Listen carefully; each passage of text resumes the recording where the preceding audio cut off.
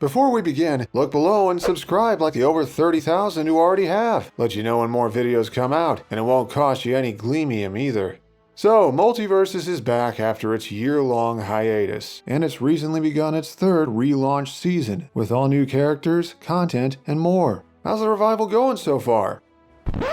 Okay, to be fair, apparently it's doing better on consoles. Myself, I've been dabbling in it since late Season 1, been active for most of Season 2, and even got Samurai Jack into the upper Platinum tiers and top 1000 in the rankings. Which means I'm speaking from personal experience when I say, in its current state, this game will not survive. Without fixing its many flaws, Multiversus will hit end of service within 2 years tops. But what is the problem, exactly? What red flags are dragging this game down and causing players who gave it a second chance to give up on it all over again? And what does it do well? What can be built on if there's any chance to right the ship? We have a lot to talk about, so let's get going. For the sake of fairness, let's talk about what Multiversus does well first. One of the biggest being that all of these characters are here at all. Must have taken a lot to bring classic cartoons, modern animation, comic books, live-action TV, blockbuster films, and even an animated likeness of a real person under the same roof without any of them clashing visually. Yet not only does Multiversus pull it off, its art style makes having all these weird characters beat the crap out of each other feel natural. Helped further by the most intricate voice acting of any platform fighter so far, with a star-studded cast, quality voice work, and loads of character-specific interactions. It feels like a legit multiversal crossover, which appeals to people. You remember the buzz surrounding the original announcement, right? But that wouldn't matter if the characters didn't feel like themselves, so good thing they do. You can't throw a custard pie without finding a design idea that shows the devs genuinely care about the cast, wanting their movesets to feel like natural extensions of who they are. Superman walks instead of running and pulls his punches half the time because he wants it to be a fair fight. Tom and Jerry antagonize each other during their attack animations. Even LeBron has a pseudo-stance moveset where his moves are built for either offense or defense depending on whether he has the ball. That creativity can go a long way, aside from Shaggy's meme moveset and Mr. Bandana D but less interesting over here.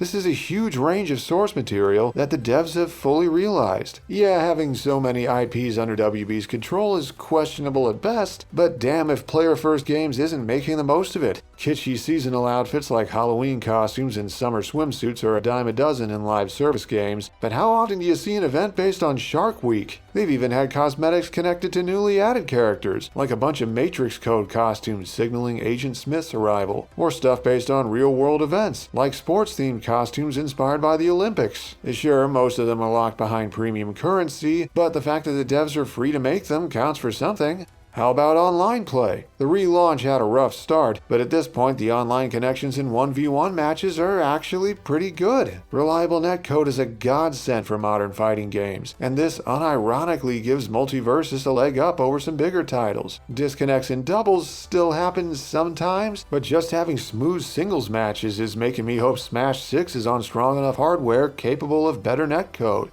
And that's the thing, Multiversus has already made some serious improvements in the last 3+ months. Ranked matches with more intricate rankings? Check. Battle Pass EXP becoming easier to obtain? Check. Listening to fans and taking their concerns into account? Inconsistent, but it's happened. They even just had a mid-season patch that made grounded dodge cancels cost less meter and made clinging to stage walls less safe. For all the game's flaws and shortcomings, the fact that the devs are trying to keep this ship afloat means its fate isn't set in stone yet. But they have their work cut out for them. Next up, the parts of Multiversus that are disappointingly middling. First, can we talk about how generic the menus are? They're functional as is, aside from some things being harder to find than they should be, but we've had a renaissance of UI design over the last 8 years. Other fighting games lately have leaned into it, while Multiversus is stuck with generic Unreal Engine UI number 7. We got this crazy multimedia crossover, and the menus aren't doing anything with it. And the actual gameplay and physics take getting used to. The combination of slow base movement, low gravity, and high horizontal momentum make it feel like everyone's fighting on the moon with jetpacks pushing them around. The relaunch made the pace of play even slower, but I'm not knocking the game for that one because I think I understand why. Mobility in the quote-quote beta leaned hard on overtuned dodge cancels to burst around everywhere, which downplayed any typical fighting game footsies in favor of zipping around throwing out attacks at random in hopes you'd predict where your opponent would dash to. Moving away from that makes the game more approachable, even if it's slower. They might also be planning to port Multiversus to mobile devices, and slower gameplay is more manageable with clunky touch controls. Your mileage may vary on whether it's worth it. While the voice acting is well done, the way it's used is weird. You ever notice how quiet the characters are when they're not bantering? Other fighting games have vocal grunts and other small clips for when characters attack or get hit, but Multiversus hardly has any of that, which gives off this uncanny feeling when fights get strangely silent and the only sounds are coming from the act of punching or kicking or swinging a weapon. While the fighters' movesets feel very inspired, several of them stumble into the same trap as so many fan-made Smash movesets. Guys, not everything needs to be a reference. Sneaking them in is fun in moderation, but you don't need to jam-pack every move slot with callbacks to some specific thing the character did. Does Velma's down air need to be her dropping and reaching for her glasses while floating downward? Does the Joker's forward combo need to be a string of 3 different props referencing 3 different things in rapid succession? Does LeBron really need to reference his reaction meme as an attack when it'd have worked far better as a taunt? If you over-rely on references like this, it makes the movesets a cluttered mess despite how inspired they might be. Better to create moves that feel like something the character would naturally do for that type of attack, even if it's just a simple punch or kick. On to the soundtrack, which isn't bad, but a lot of it is a weird fit for a fighting game, like the oddly soothing menu theme, or Trophy's Edge sounding like a hub town in an RPG, or one of the Tree Fort themes sounding more like music for a big panoramic landscape shot in a movie. In fact, it comes off a lot like whoever is behind the Multiversus soundtrack has a background in film music, and just did that. Sure, it's still immersive, but you want the main theme for a fighting game to be something upbeat and action-packed, not something that sounds like the final third of a movie's end credits. And while the game's emphasis on 2v2 fights helps it stand out, that focus comes with side effects. Doubles matches can be a blast if you team up with a friend and you both know what you're doing, but if there isn't anyone around to play with, you're stuck rolling the dice hoping you're paired with an ally who gets how to work with your character and personal play style. And all of the game's jankiness, which we'll get to, trust me, becomes even more pronounced, especially considering teammates can't hurt each other, which leads to so many degenerate tactics that it'll quickly make you realize why Smash doubles brackets have friendly fire on. To its credit, the relaunch has caught on and made 2v2 less of a focus. But since that was a core part of the game's original identity, downplaying it has just exposed more of the seams and made Multiversus feel more and more deeply flawed. So, about those flaws, strap in, because we gotta talk about the stuff dragging Multiversus down. First, while the characters' animations look fluid and full of personality, as functional attacks in a fighting game, several have issues. To compare, let's look at Ike's up air in Ultimate. It's big, laggy, hits hard, and looks the part for all 3. The animation emphasizes Ike being strong enough to swing a greatsword with one hand, and the roughness of how he swings it reflects how his sword fighting style is canonically unrefined and reliant on strength and combat intuition. Ultimate's animations are very good at conveying how strong or weak an attack will be when it hits. Now for a Multiversus counterpart, Harley's up air, a casual, slow swing of her baseball bat that is somehow just as strong as Ike's. Huh? This is a recurring thing in MVS. A lot of moves hit way harder than they look like they should. Why is the Joker's best kill move him casually inflating a balloon and slowly floating upward? Why does Rain Dog's fireball look and move like Mario's fireball, but hit as hard as a full charge Shadow Ball? Losing stocks to moves that don't behave the way they look like they should gets frustrating fast. Doesn't help that so many attacks have such generous hitboxes. I cannot tell you how many times I've seen a move connect that did not look in the slightest like it should have. That means you, Batman dive kick with a hitbox that is somehow more disjointed than Smash 4 Bayo afterburner kick before the nerf. Players getting hit by stuff even though the animation whiffed by half a character length over and over is a surefire way for them to lose interest in your game. That goes for active frames too. Nothing like getting hit by Harley's hammer before she starts swinging it, or losing a stock because Shaggy's side special still has a hitbox in front of his foot after he stops moving.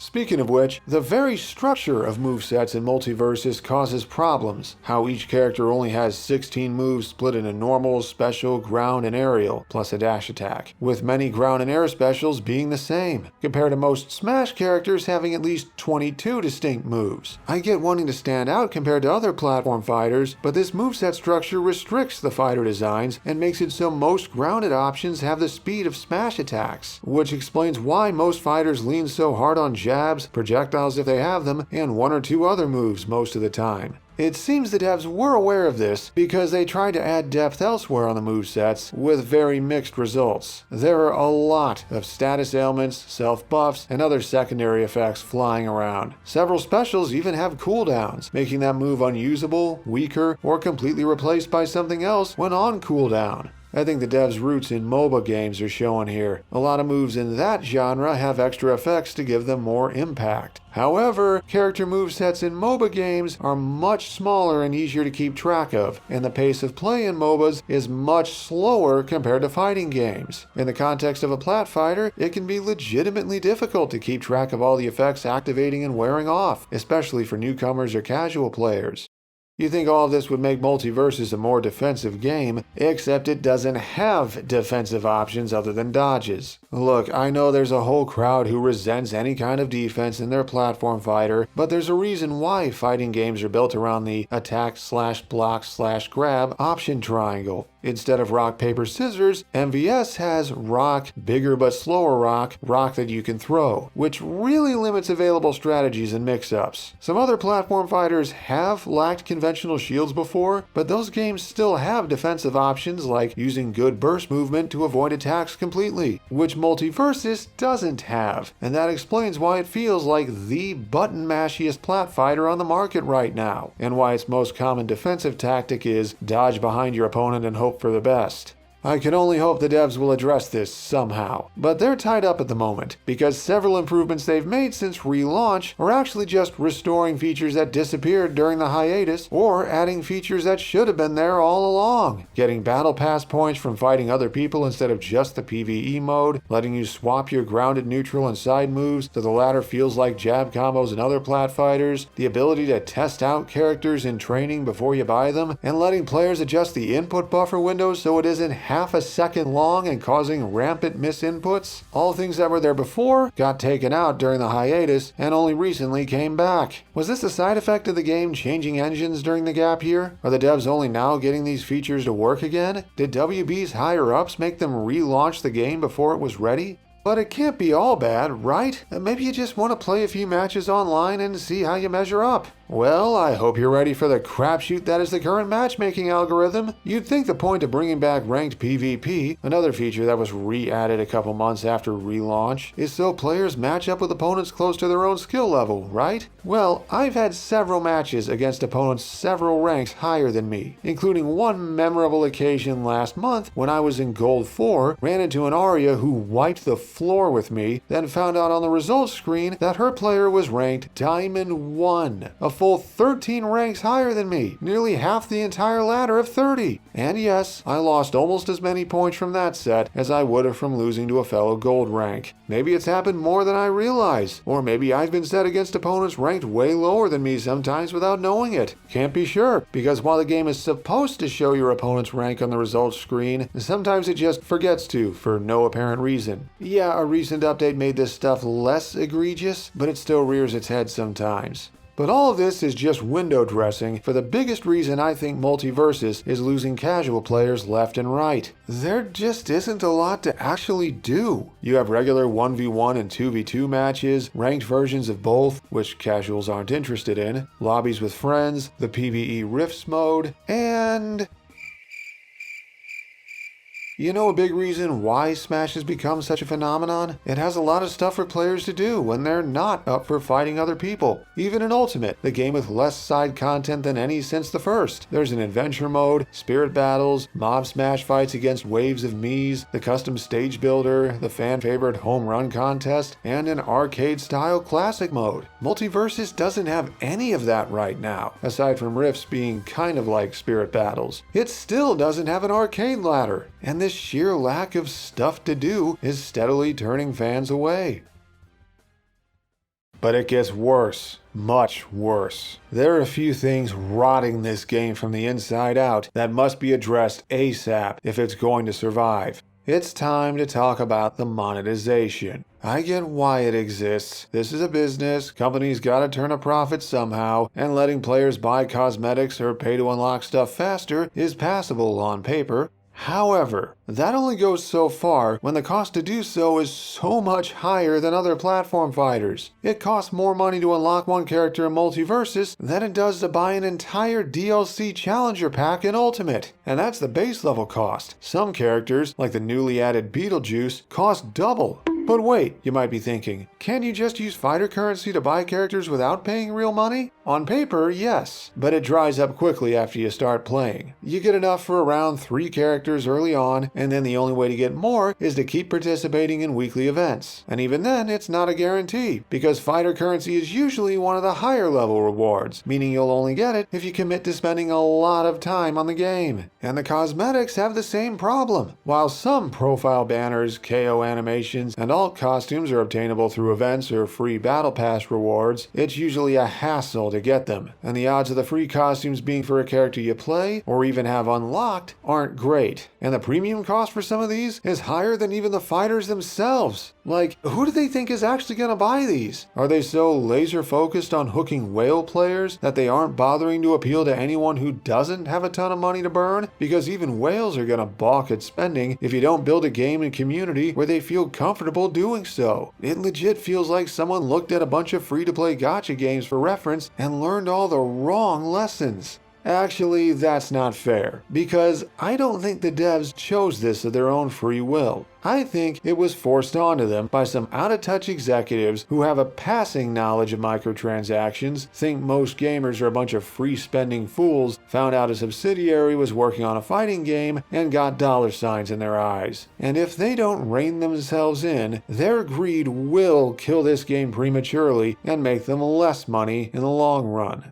But there's another huge problem. This game is way too grind-heavy for its own good. You know the Rifts mode I mentioned earlier? The current main single-player attraction? It revolves around gems, equipable items with different color-coded themes. Horror, chaos, discipline, etc. that give your character higher stats and extra powers they wouldn't normally have, which can be fun. However, Rifts also revolve around leveling up those gems by getting EXP for each fight cleared, which isn't inherently bad on paper, except the amount of EXP you get depends heavily on which of 5 difficulty levels you're playing on, and Rifts are generally only available on some of those difficulties, and the higher ones are locked until your average gem level for that Rift's color is high enough, which means the only way to get your gems leveled up enough is to hope there are enough other Rifts of that color in existence with difficulty levels you can actually play. A complete crapshoot right now. Your only other option? Play the daily rewards that pop up on a bunch of Rift missions each day. Oh, did I mention they're scattered randomly, are not guaranteed to show up in the color you want, and can be locked behind fights that require a certain character trait, or certain type of costume? Yes, the generic daily missions you can clear in any mode help, but they only give EXP for gems with the color of the most recently added Rift, which becomes a serious problem when certain event rewards require clearing Rift objectives or beating different Rift bosses at specific difficulties. Imagine getting near the end of an event reward list only to realize you were completely unable to go further because clearing more objectives requires having a certain skin that costs premium currency, or realizing you simply don't have the means to level your gems enough to attempt higher difficulties and take on the bosses at the end of them. Seriously, did anyone actually obtain Agent Smith in Season 1 for free by clearing 20 different Rift bosses when just reaching the different difficulty levels required to fight those bosses required grinding your ass off every day?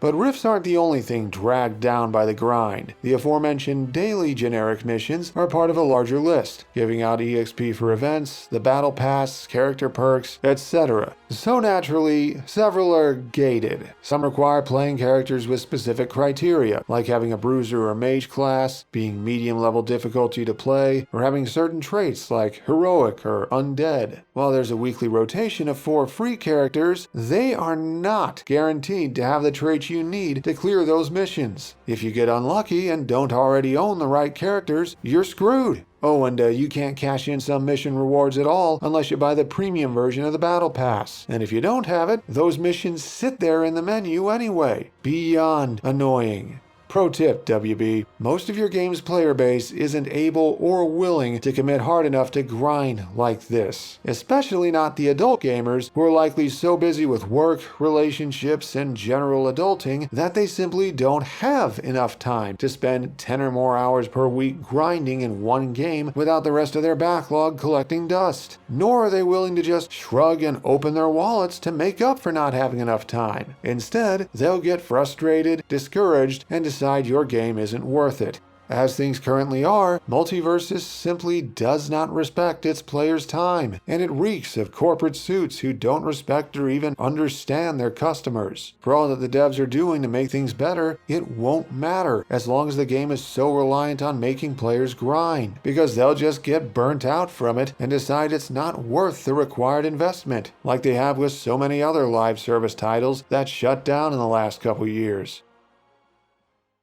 As you can see, Multiversus is in danger of sinking because its red flags outweigh its good points. There's little variety of stuff to do even after an extra year of development, and what is there is grindy as hell. The gameplay can be fun, but it gets in its own way with weird physics, iffy mechanics, and animations and hitboxes that don't match up like they should in a fighting game. And the predatory monetization, which actively gets in the way of playing the game, will keep driving so many players away that no amount of free spending whales will make up for it. And I still haven't covered everything. Didn't even have the time to talk about how poorly balanced the roster is, how each balance patch seems to make a select few fighters at a time overpowered, and how some moves are so broken that not even top players can figure out any counterplay. The worst part is, I can see the potential here for something better. I see a community who wants more crossover fighters, who are attached to one or more of these characters. I get the appeal of the emphasis on 2v2 matches. Even with friendly fire off, it has this chaotic energy that can be fun casually if you don't care so much about the results. I went into this video wanting to take a balanced look at Multiversus, pointing out the good and bad both. But as I kept playing and kept reflecting on my experience, I kept remembering things that frustrated me, while half the stuff I legit liked came with a catch. I might have hung around for Season 2, but I'm just not interested in Season 3 onward unless things get much better.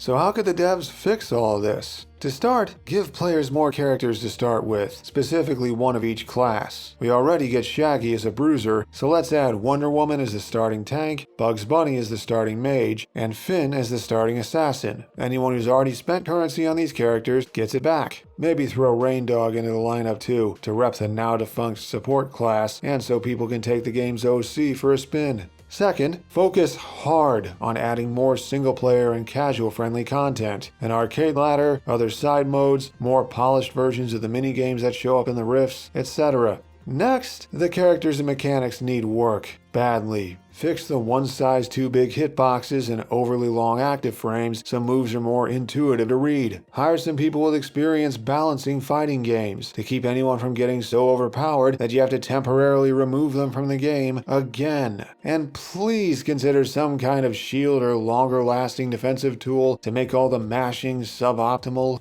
Most importantly, tone down the aggressive monetization so low-spending players don't feel unwelcome, and add some kind of flat cost to purchase the entire roster. Brawlhalla lets you pay $40 up front to unlock every current and future character, so this game could do the same. You want a long-lasting community? Then give people the tools to actually create that community without them having to grind up front or spend an arm and a leg.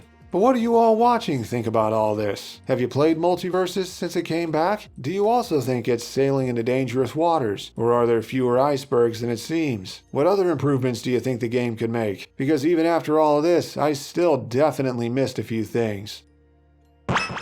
Special thanks to the following for contributing to this video. Thanks especially to my patrons for the continued support. And if you haven't yet, check out my other videos if this one piqued your interest. I do a lot of Smash Brothers stuff, but I've been branching out lately into other content like crafting rosters for potential future games. So, until next time, can we finally get a new platform fighter that isn't deeply flawed? No pressure, Rivals 2.